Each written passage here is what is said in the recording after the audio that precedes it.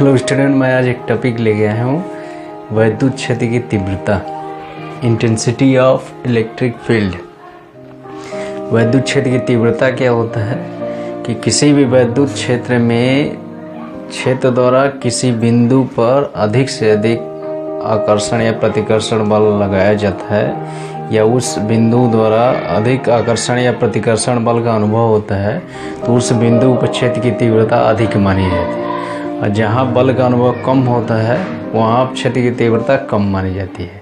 तो इस तरह से इसके परिभाषा आता है कि किसी भी वैद्युत क्षेत्र में के किसी बिंदु पर क्षेत्र की तीव्रता उस बिंदु पर क्षेत्र द्वारा लगने वाले बल और उस आवेश के परिमाण के अनुपात को उस बिंदु की वैद्युत क्षेत्र की तीव्रता कहते हैं। तो इस तरह से कहते हैं कि किसी भी वैद्युत क्षेत्र के किसी भी बिंदु पर वैद्युत क्षेत्र की तीव्रता ज्ञात करनी होती है तो वहाँ परीक्षण आवेश द्वारा पहले उस बिंदु पर बल का मान निकाला जाता है, फिर उस बल और उस परीक्षण आवेश की निष्पत्ति या उसके अनुपात को वैद्युत क्षेत्र की तीव्रता कहा जाता है। तो उसको इस तरह से परिभाषित किया जाता है कि इसको कैपिटल ई से प्रदर्शित करते हैं। ई बराबर होता है F/Q0, यहाँ Q0 परीक्षण आवेश की मात्रा है, ई वैद्युत क्षेत्र की तीव्रता है और परीक्षण आवेश पर क्षेत्र द्वारा लगने वाला बल F है। तो यहाँ जो बल होता है वो सदिश राशि होता है, आवेश अदिश राशि होता है। इस तरह से वैद्युत क्षेत्र की तीव्रता भी सदिश राशि हो जाएगी। इस तरह से दिखा सकते हैं वेक्टर द्वारा, तीर द्वारा। तो ये इसका निरूपण हो जाएगा। अब यहाँ से देखिए इसका मात्रक और इसकी बीमा भी निकाल सकते हैं हम लोग। तो यहाँ से ई का मात्रक हो जाएगा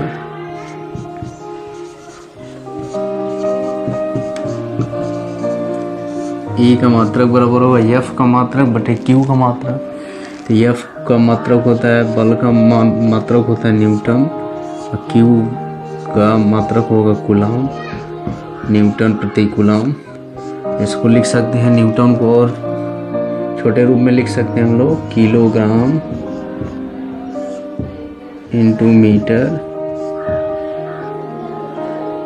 प्रति सेकेंड स्क्वायर या इंटू सेकेंड घाते -2 बटे कूलम।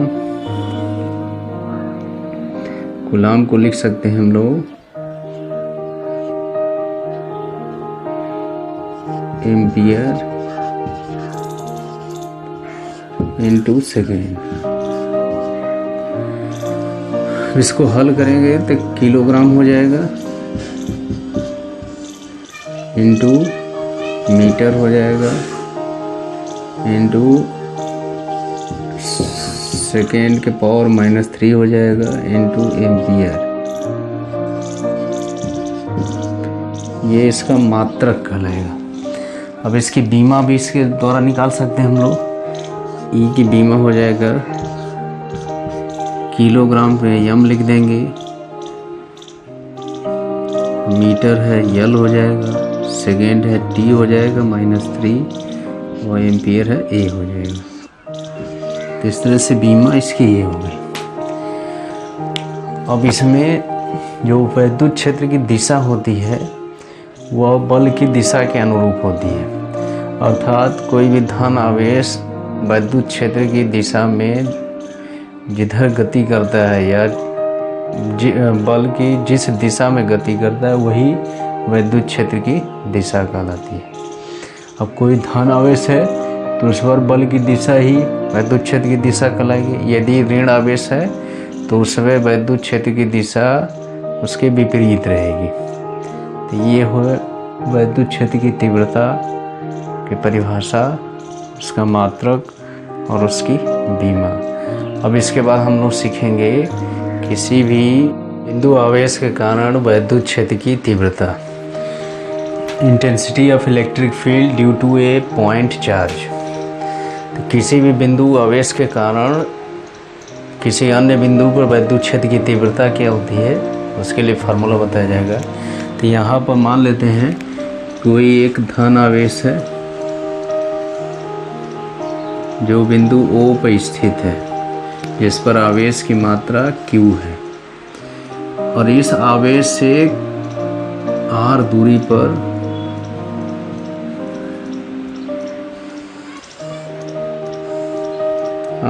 पर कोई एक दूसरा बिंदु है P है, जहाँ पर हमें क्षेत्र की तीव्रता ज्ञात करनी है। तो इसके लिए क्या करते हैं कि बिंदु P पर क्षेत्र की तीव्रता ज्ञात करनी है, तो बिंदु P पर एक परीक्षण आवेश, धन परीक्षण आवेश मान लेंगे कि यहाँ पर एक धन परीक्षण आवेश प्लस Q0 स्थित है। तो यहाँ इस धन आवेश के कारण इस परीक्षण आवेश पे एक प्रतिकर्षण बल कार्य करेगा, जिसकी दिशा इस दोनों आवेशों को मिलाने वाली रेखा से दूर होगी। मान लीजिए वो बल है F, तो यहाँ से F का मान निकाल सकते हैं कूलाम के नियम के अनुसार। कूलाम के नियम के अनुसार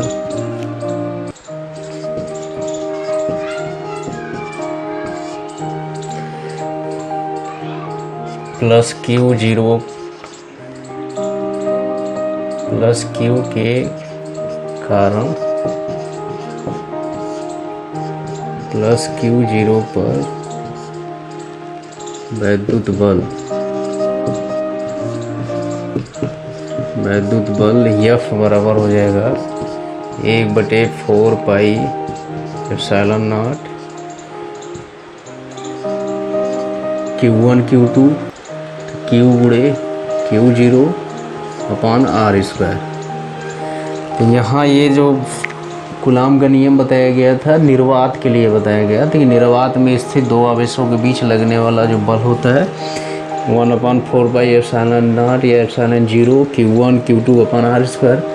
लेकिन मान लीजिए कि ये बिंदु आवेश निर्वात में न होकर किसी ऐसे माध्यम में स्थित है जिसका परावैद्युतांक K है, तब यहाँ फार्मूला के लिए यहाँ कैपिटल K लिखेंगे। यह बराबर हो जाएगा 1/4 pi epsilon 0K into Q1 Q2 upon R square. अब यहाँ पर हम लोग निकाल सकते हैं बिंदु P पर क्षेत्र की तीव्रता। बिंदु P पर वैद्युत क्षेत्र की तीव्रता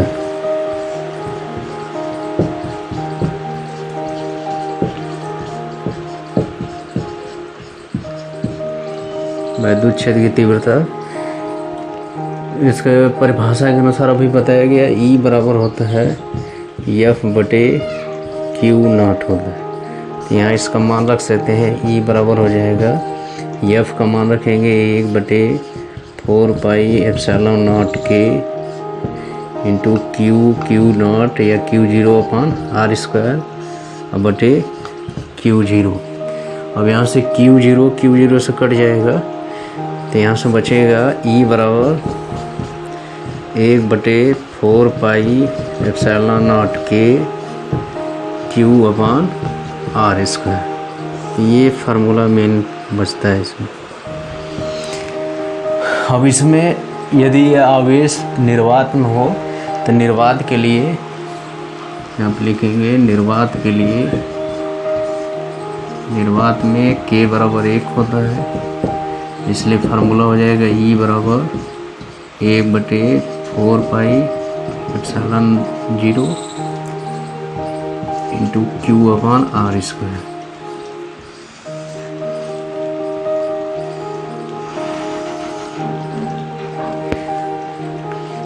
यही इसका मुख्य फार्मूला होता है। किसी भी बिंदु आवेश के कारण किसी निश्चित बिंदु पर वैद्युत क्षेत्र की तीव्रता का फार्मूला यही होता है, जहाँ Q बिंदु आवेश पर परिमाण, R उस बिंदु की दूरी जहाँ पर वैद्युत क्षेत्र की तीव्रता ज्ञात करना है। तो ये इसका मान होता है। फिर इसके बाद हम लोग सीखेंगे कि किसी किसी बिंदु आवेश के कारण वैद्युत क्षेत्र की तीव्रता का फार्मूला ही होता है, यानी r दूरी पर स्थित वैद्युत क्षेत्र की तीव्रता के लिए फार्मूला ही है। तो इसी तरह से हम लोग जानते हैं कि जो वैद्युत क्षेत्र की तीव्रता होती है वो सदिश राशि होती है। तो किसी वैद्युत क्षेत्र में या ऐसा स्थान जहाँ बहुत से बिंदु आवेश हों और उन बिंदु आवेशों के कारण किसी एक निश्चित बिंदु पर वैद्युत क्षेत्र की तीव्रता ज्ञात करनी है, तो वहाँ पर सभी आवेशों के कारण उत्पन्न वैद्युत क्षेत्र की तीव्रता का सदिश योग ज्ञात कर सकें। जैसे मान लीजिए कि एक स्थान पर बहुत से आवेश हैं, उनका परिमाण Q1, Q2, Q3, Q4 इस तरह से है, और इन आवेशों के कारण किसी एक निश्चित बिंदु पर उत्पन्न वैद्युत क्षेत्र की तीव्रता E1, E2, E3, E4 इस तरह से है। तो सभी आवेशों के कारण उत्पन्न परिणामी क्षेत्र की तीव्रता या वैद्युत क्षेत्र की तीव्रता E बराबर होता है E1 plus E2 plus E3 plus E4 इस तरह से होता है। इनके सदिश योग के बराबर होता है। यहाँ पर दिशा दिखा देखिए।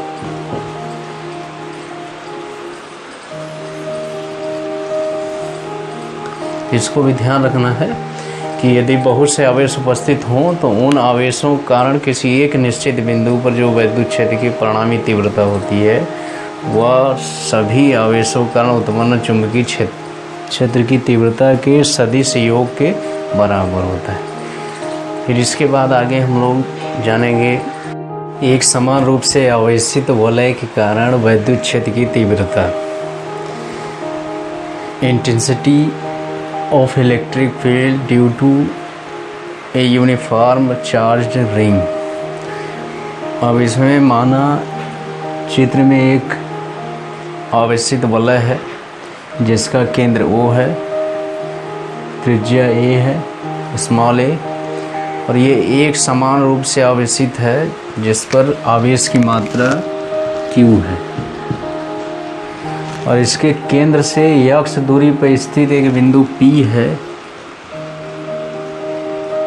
जहाँ पर क्षेत्र की तीव्रता ज्ञात करनी। तो यहाँ से इस आवेशित रिंग द्वारा या वलय द्वारा वैद्युत क्षेत्र की तीव्रता ज्ञात करने के लिए इस वलय को छोटे छोटे अवयवों में विभाजित कर देंगे और उन छोटे छोटे अवयवों को एक बिंदु आवेश के सदृश मानेंगे और उनके कारण बिंदु P पर उत्पन्न चुंबकीय क्षेत्र की तीव्रता ज्ञात करेंगे।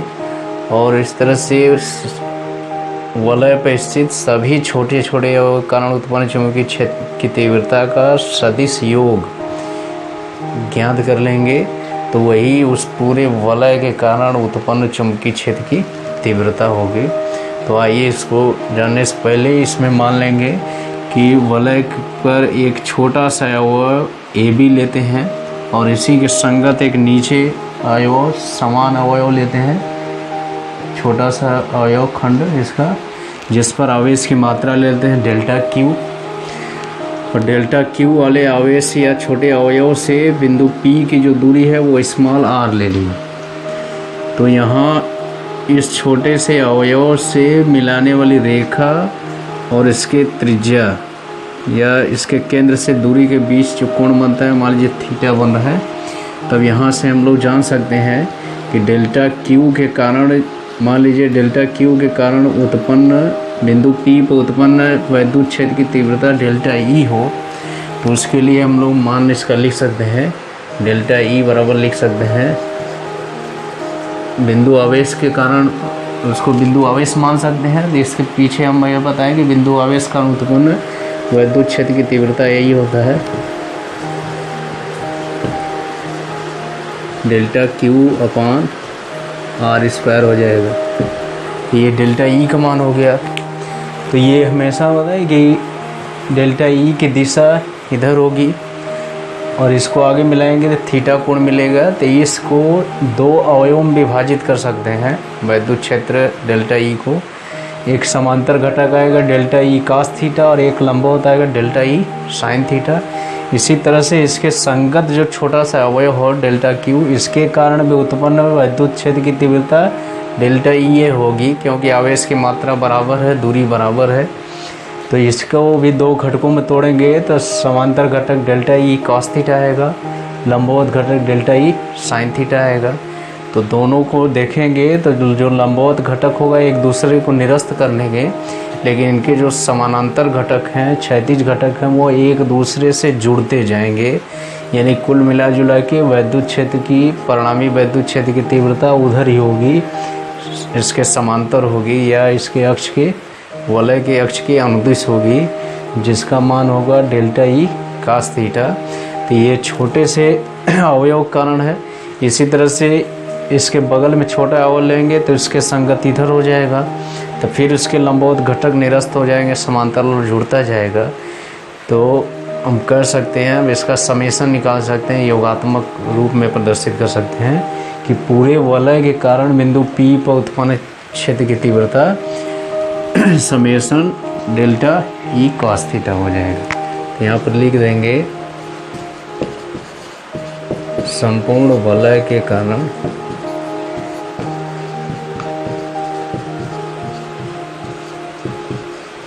बिंदु P पर विद्युत क्षेत्र की तीव्रता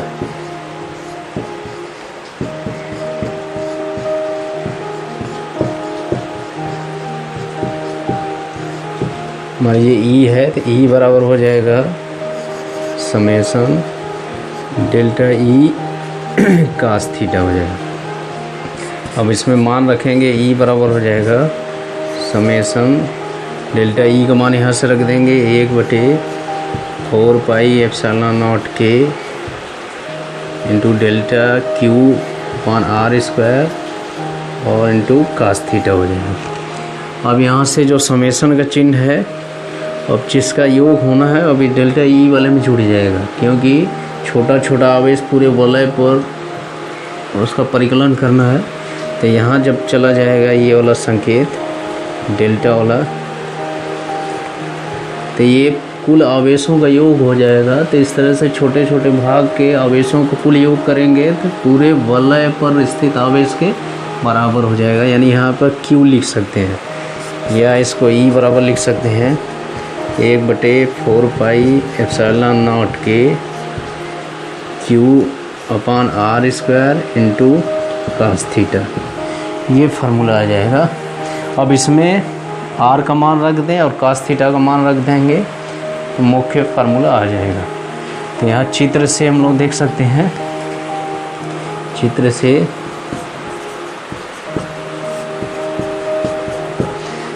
से इसमें आर स्क्वायर बराबर लिख सकते हैं A square plus X square. Pythagoras सिद्धांत से आर स्क्वायर बराबर A square plus X square, या आर बराबर लिखेंगे A square plus X square की पावर 1/2 हो जाएगा।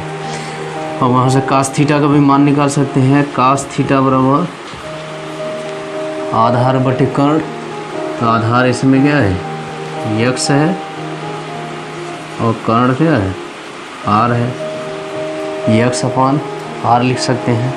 अब यहाँ से आर का मान रखेंगे तो यहाँ पर आ जाएगा इतना लिख देंगे। तो इस तरह से फार्मूला इसमें ई में मान रखेंगे दोनों का, तो यहाँ से आ जाएगा ई बराबर 1/4 पाई एप्सिलॉन नॉट के Q आर स्क्वायर का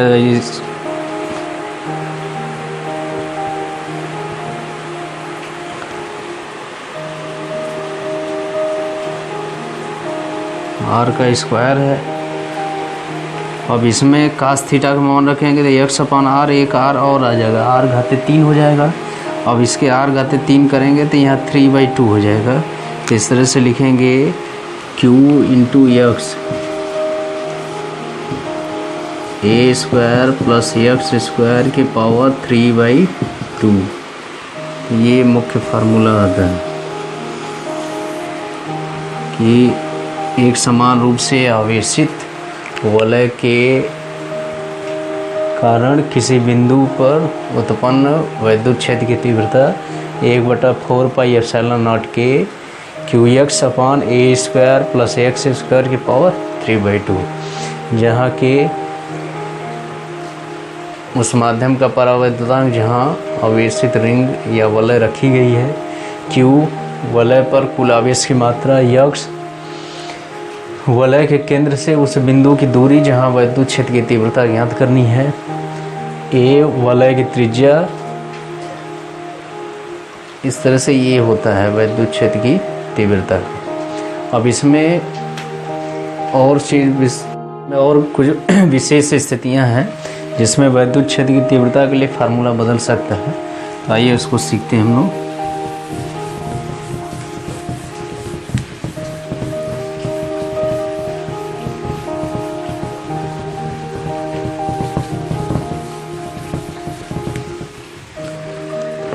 विशेष स्थितियां।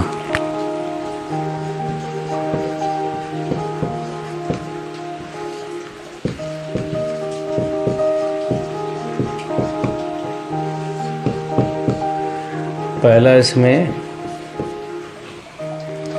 यदि बिंदु P वलय के केंद्र पे स्थित हो, यहाँ पर क्षेत्र की तीव्रता ज्ञात करनी है, तो जब वलय के केंद्र पे स्थित होगा तो ये जो x का मान हो जाएगा वो 0 हो जाएगा। यदि P वलय के केंद्र पर, जब वलय के केंद्र पर होगा तो x बराबर 0 हो जाएगा। इस तरह से वैद्युत क्षेत्र की तीव्रता E बराबर भी 0 हो जाएगा, क्योंकि फार्मूला में x यहाँ रखेंगे, गुणा करेंगे, 0 हो जाएगा। तो इस तरह से निष्कर्ष निकलता है कि एक समान रूप से आवेशित वलय के केंद्र पर वैद्युत क्षेत्र की तीव्रता 0 होती है। दूसरी विशेष स्थिति है कि यदि बिंदु P वलय से बहुत अधिक दूरी पर हो, तो उससे जब अधिक दूरी पर होगा तो x का मान बहुत अधिक होगा A की तुलना में। तो जब A की तुलना में अधिक होगा तो x² की तुलना में A² बहुत कम हो जाएगा।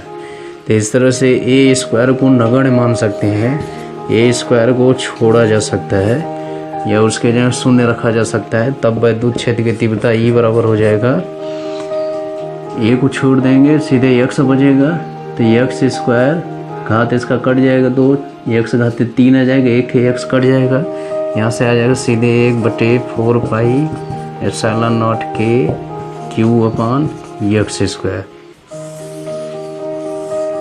इस फार्मूले को देख कर ये स्पष्ट होता है कि जिस तरह से बिंदु आवेश के कारण वैद्युत क्षेत्र की तीव्रता का फार्मूला होता है, उसी तरह से ये प्रदर्शित है। x वलय से उस बिंदु की दूरी है। तो इस फार्मूले से स्पष्ट होता है कि इस अवस्था में जब वलय के केंद्र से बिंदु की दूरी, बिंदु P की दूरी बहुत अधिक हो, तो उस अवस्था में आवेशित वलय एक बिंदु आवेश की भांति व्यवहार करता है। ये इसमें विशेष स्थितियाँ होती हैं। फिर इसके बाद आगे टॉपिक बताया जाएगा।